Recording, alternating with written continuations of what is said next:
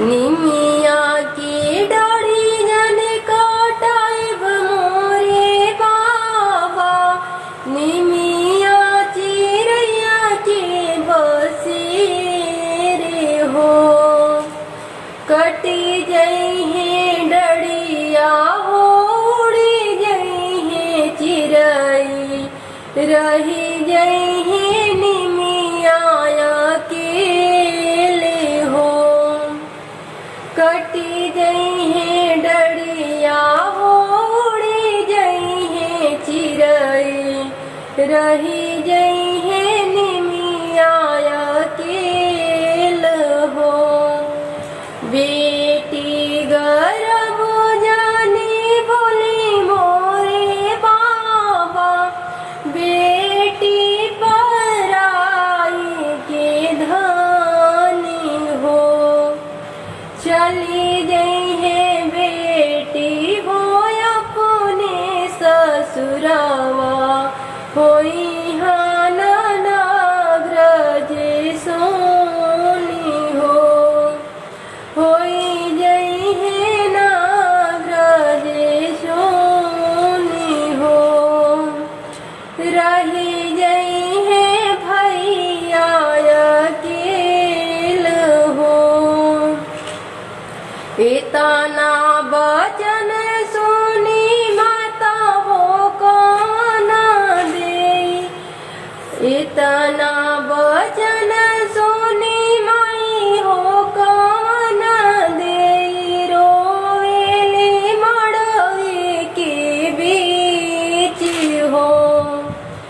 इतना बचन सोई माई हो काना देई, रोवेली मड़वा के बीच हो।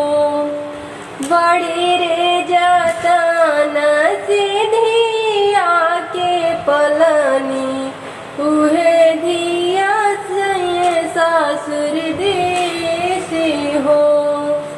बड़ी रे जतन से बेटी के पलनी, उहे बेटी जइए सासुर देश हो।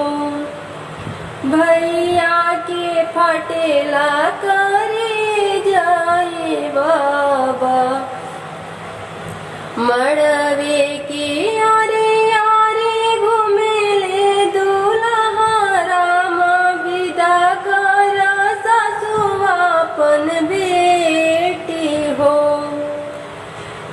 मड़वे में आरे आरे घुमेले कामना दूल्हा, विदा कर सासु अपन बेटी हो।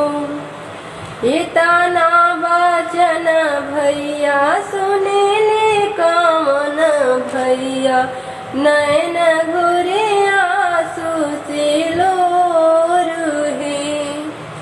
इतना वचन जब सुनेले कामन भैया, नैन से ढारे लालोर रे। जवने बहिना के संगवा में खिलनी, उहे बहिन सासुर जाए रे। जनी रोवा माई हो, जनी रोवा पापा, जनी रोवा भैया हमारे हो। तोहा के लिखल भैया बाबा के रजवा, हम के लिखल सासुर देसी हो। तोहा के लिखल भैया बाबा के रजवा।